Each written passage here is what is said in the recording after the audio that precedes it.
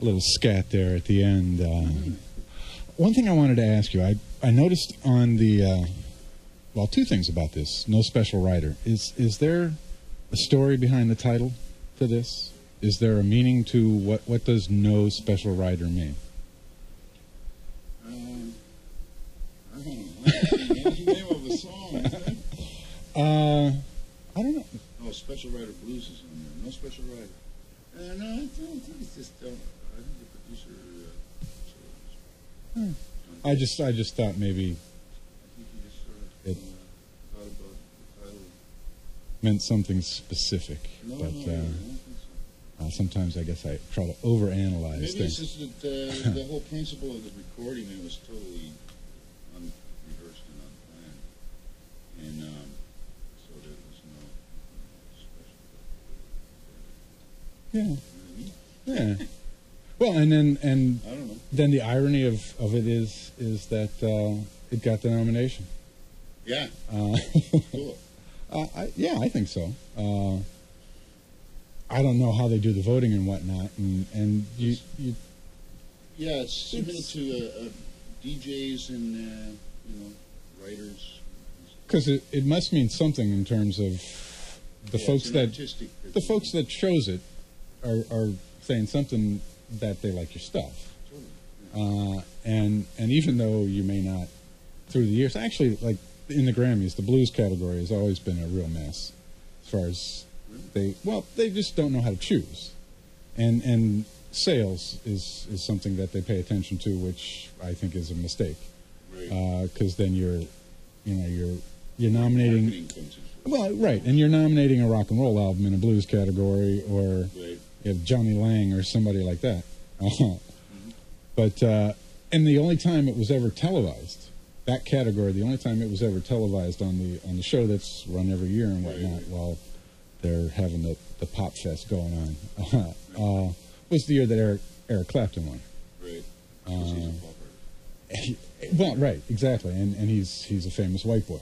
I think it has something to do with it too. Yeah, I mean, it's crazy. It gets political. I don't know. It's. I think it's the same in Canada. They don't broadcast the blues category, the blues category.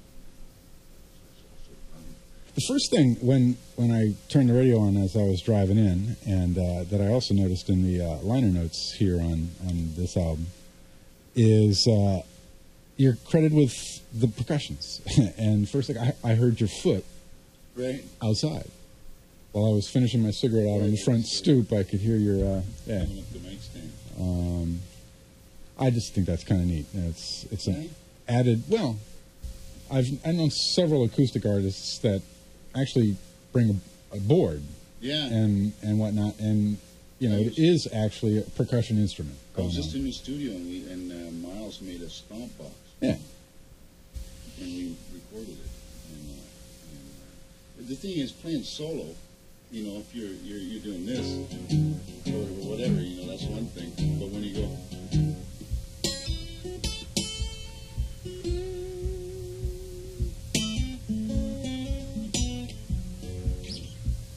without the beat, then people get lost. You get lost yourself sometimes, and not even get lost with the beat. So it's important to have that extra companion in the rhythm of the foot.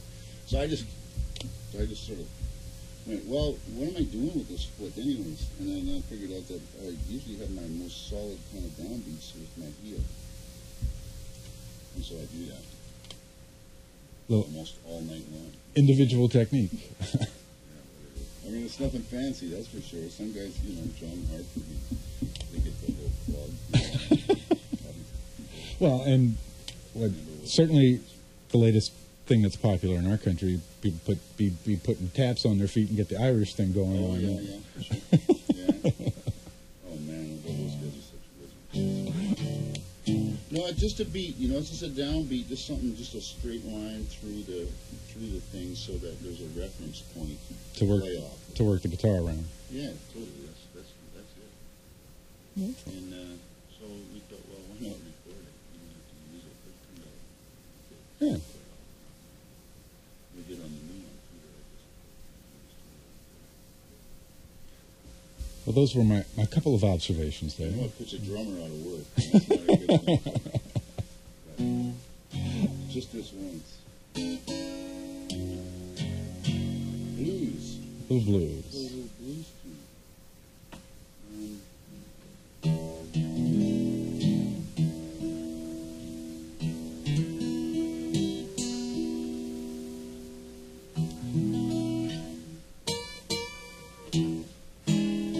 I'm almost, you know, it's funny, living in Alberta, Canada, playing the blues is kind of a cool thing to do. But when I come to the States, the home of the blues, the real home of the blues, and it's almost, I don't play so much blues down here. It just seems like this, you know, this is where it really came from. I'm a little shy.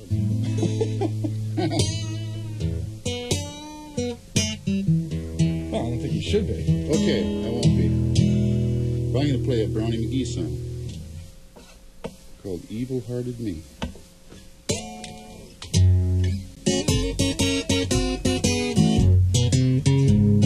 I'm so doggone evil. Don't care if the sun don't shine. Feel like killing you, woman. Going down that line, I'm evil. Evil-hearted me. I can't help it, I was born evil. Evil as a man can be. My baby will fix my breakfast, bring it right to my bed.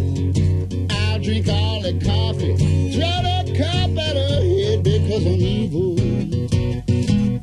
Evil-hearted me. I can't help it, I was born evil. Evil as a man can be. Well, I got up this morning feeling kind of sad. Said, hey, look, woman, now don't you make me mad because I'm evil. Yeah, evil-hearted me. I'm so doggone evil, evil as a man can be. Hey, now.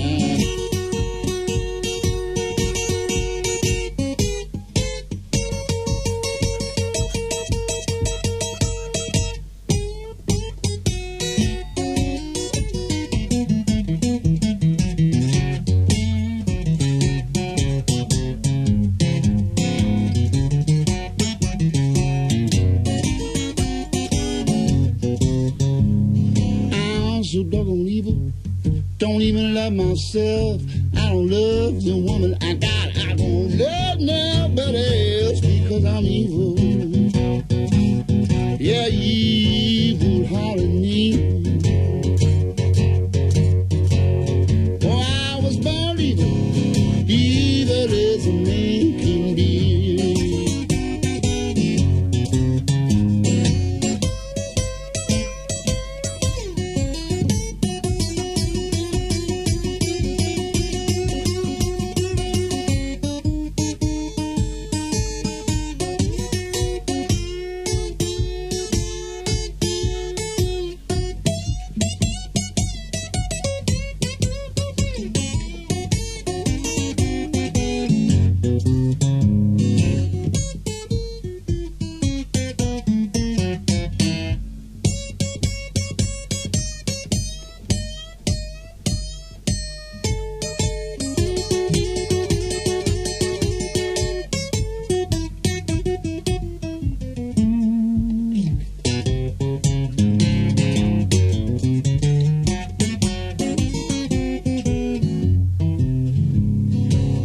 So doggone evil, I don't care if the sun don't shine. Feel like killing you, woman.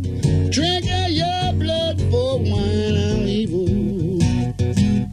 Yeah, evil-hearted me. I can't help it, I was born evil. Evil as a man can be.